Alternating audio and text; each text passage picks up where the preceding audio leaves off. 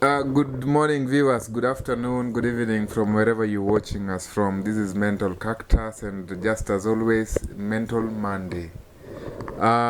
Since the last time we spoke, I believe you're well. You're forging on pretty okay, and everything is going on well in your lives. Just as always, my name is Councillor Chris, and I'm Georgina Otieno. we welcome you to this episode, and we are going to speak about what is going to improve your mental hygiene. Today, Georgina has prepared some really nice topic that we are going to speak about, and without wasting much time, I just want to ask you to subscribe to our YouTube channel. If you are viewing for the very first time, like it and subscribe and share so that your friends also can get to benefit from what we have to say. So, Madam Georgina, how are you? I'm fine, thank you. You ready for this? Yeah, I am. Prepared like last week. Okay. So, without wasting much time, I want to invite you to speak to us about what you have prepared for this episode. Thank you, Chris. Thank you. Viewers, today I've prepared depression. I want us to talk about it because it is one of those major conditions that have led to loss of lives, and not everybody gets to understand what depression is all about. Like in our setup today, we have a lot of issues when it comes to suicide and anxiety, as we have spoken earlier. So depression is also a part of it, and it has been a challenge, being that it is one of those conditions that World Health Organization has also tried to put some light into. So if I may define depression, it is a mental disorder where one has low mood for at least a period of 2 weeks. And even when they are in different situations, those low moods don't go away. And some of the symptoms that indicate that one is having a depressive condition, one is low mood, low self-esteem, eating problems or a change in eating habits. You might have sleep disturbance, either you're having insomnia or hypersomnia. There are those days when you feel like you are worthless, you cannot do anything on your own, you lack energy, and the things that used to give you pleasure before no longer do. And at times you feel like you're having headaches. And when it goes to the psychosis part is where you get to hear voices. At times you even see people that are non-existent. And these conditions don't only happen to adults, it also happens to kids and the geriatrics, the elderly. For the children, when they are depressed, they become irritable. At times they cry a lot and they withdraw themselves. For the elderly, they become confused, and at times they have psychomotor retardation. They don't move, they don't eat nor sleep well. Well, with people with depression, at times it's easier to see them withdrawn, or at times they don't have the energy to do the things that they used to do before. So basically, in a medical setup, it's actually easy to miss somebody who has depression if they come with a physical symptom, because majorly those are the things that bring people to hospital, the physical symptoms. Like somebody might come to hospital and say that I have this continuous headache. But because you're coming for medical checkup, we'll only do some investigations. And also, if there's no way you've been able to screen this client, you'll not be able to know about it. In our hospital setups, we use what we call the PHQ-9. That is the patient's health questionnaire. You get to determine whether this client has had depressive situations before. Factors that contribute to depression are mostly genetic, psychological, and environmental. But some of us are more at risk because of our family history, especially if there's one person in the family who has had depression and probably committed suicide. So family history also plays a bigger role when it comes to what we call mental status assessment. So one has to really listen and also do the status assessment in order to get the right information with regards to the client's family.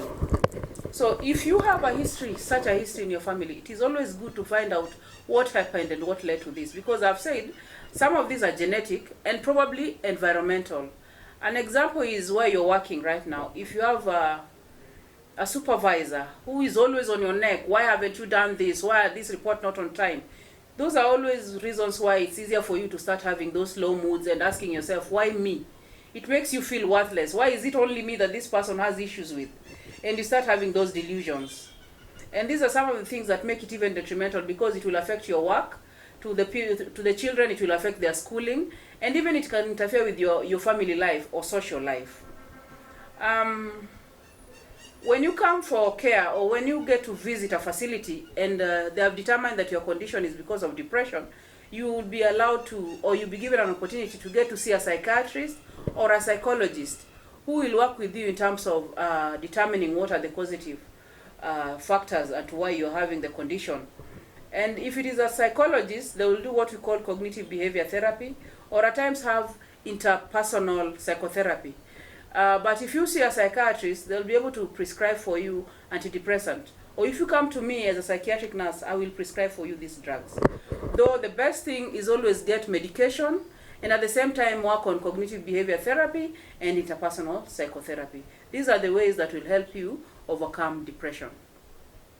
Though the funniest thing about depression is that it is not easy for one to determine whether the other is having a depression, because some of these conditions are sort of covered, if I may use a better term, where somebody has depression, but you cannot see that they have it. You might ask this person, are you okay? Okay, there's something you're seeing, but when you ask, are you okay, the person, yeah, I'm fine, I'm doing good. But when this person goes home, they're dying inside. They're looking at themselves like they're in a darker place. They're falling into a pit that nobody can salvage them from. So guys, if you happen to know such a person and you feel that they're having these problems, and when you look at their situation, they don't have any way of knowing it. And you know, when you're going through a mental condition, it is not easier for you to see it. Somebody else will do, because there's some physical symptom. For example, if I'm sad, Chris, you'll definitely know when I'm sad. I might say, no, I'm okay, I'll get over it.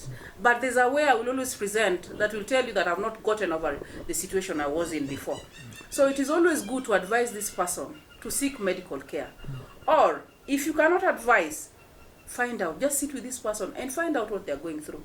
Because some of these conditions we go through, we can actually talk about them. Not everybody recovers by use of medication.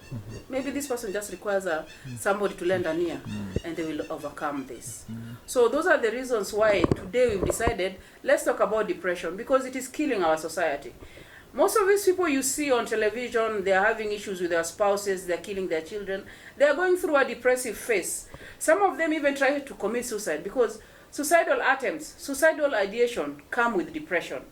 And when we find out about all this, then it will be easier for us to be able to understand what every other person is going through.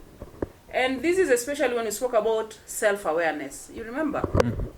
I said if you're aware of your emotions, your thoughts, and your behavior, it will be easier for you also to determine what the other person is going through. Instead of judging, you'll find yourself trying to help. Yeah, so that is what I had today. Okay. Yeah. That is well broken down. For the sake of the viewer, who probably to him or her you're speaking too fast. In a nutshell, yes. How does it build up? Well, I can give you an example of something somebody might call a minor stressor.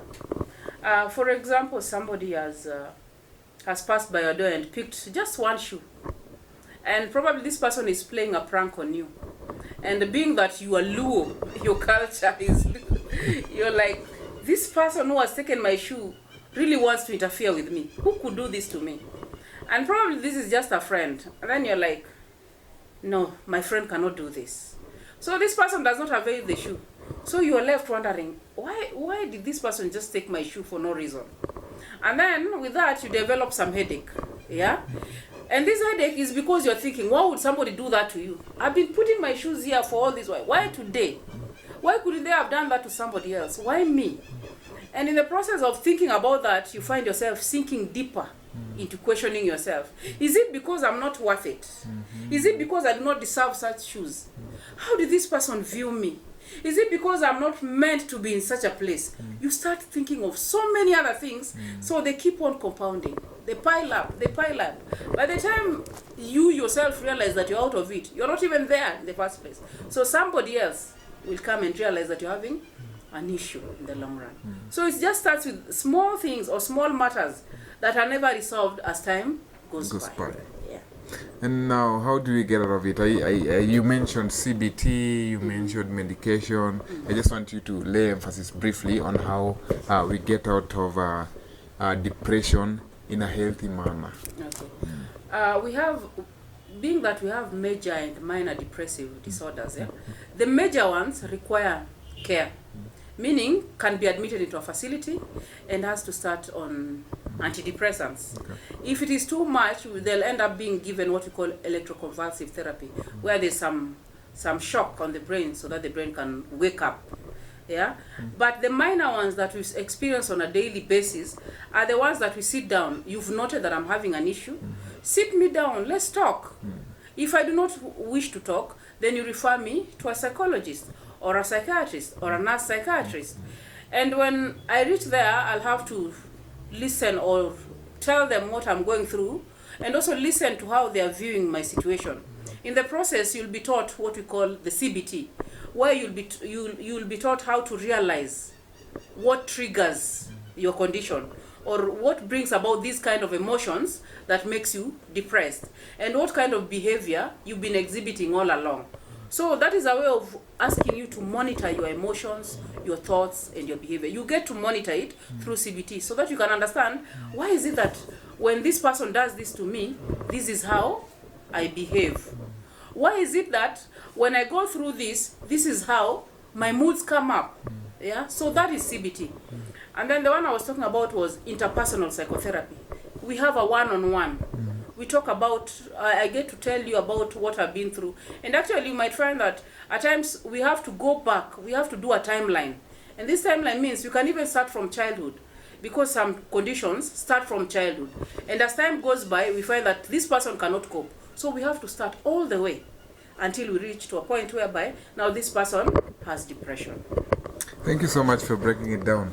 So, dear viewer, Madam Georgina has spoken briefly but very well in regards to depression. In a nutshell, this is bottling up issues, all right? Bottling up issues and postponing to solve issues.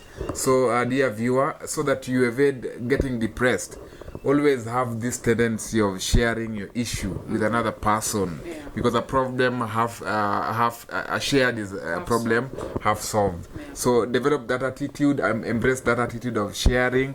Don't die with your own problems, yet there is somebody who can assist you, talk about it, and have a solution for it. Thank you so much for coming, and thank you for sharing with the viewer so that they don't end up depressed. Thank you. Dear viewer, it is our wish that you're going to handle your issues healthily, in a healthy manner that is going to give you positive results that really can help you forge ahead and go about your daily activities healthy and serene. Thank you very much for tuning in, but don't forget to like, share, and subscribe to our YouTube channel.